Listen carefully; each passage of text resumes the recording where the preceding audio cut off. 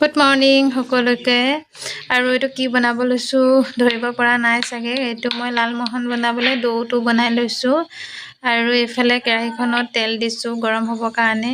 আৰু চেনি 1.5 কাপ আৰু পানী 1.5 কাপ আৰু ইলাচি দি ভালকৈ উতলিব দিছোঁ। আৰু এইখিনি গোল গোলকৈ লালমোহন বনাই ল'লোঁ। আৰু আজি হৈছে 15 আগষ্ট। আজিৰ দিনটোতে আমি স্বাধীন ভাৰতক পাইছিলোঁ। আৰু আজিৰ দিনটো আৰু এটা কথা মনত পৰিছে। যেতিয়া 15 আগষ্টৰ দিনা আমি ৰাতিপুৱা গা পা ধুই স্কুলত পঢ়ি থাকোঁতে স্কুল যাওঁ, তাৰপিছতে আহি মেলি মায়ে যেতিয়া কিবা কাম কৰিব দিয়ে, তেতিয়া আমি কওঁ আজি 15 আগষ্টৰ দিনা কাম কৰিব নাপায় নহয়, আজি কাম নকৰে। আৰু মায়ে হাঁহি মেলি আমাক একো নকয়। আৰু মোৰ দৰে কাৰোবাৰ হৈছে নেকি জনাবচোন। আৰু লালমোহনখিনি একদম কম ফ্লেমত ডাৰ্ক কালাৰটো নহালৈকে ধুনীয়াকৈ ফ্ৰাই কৰি ল'লোঁ। আৰু এইফালে চেনি পানীখিনি যিহেতু বনাই থৈছিলোঁ, তাত চুব পৰা হোৱাত লালমোহনখিনি দি দিলোঁ। আৰু কাৰোবাক যদি ৰেচিপিটো লাগে কমেণ্ট কৰিব, মই আকৌ ধুনীয়াকৈ ভিডিঅ' এটা বনাই দিম।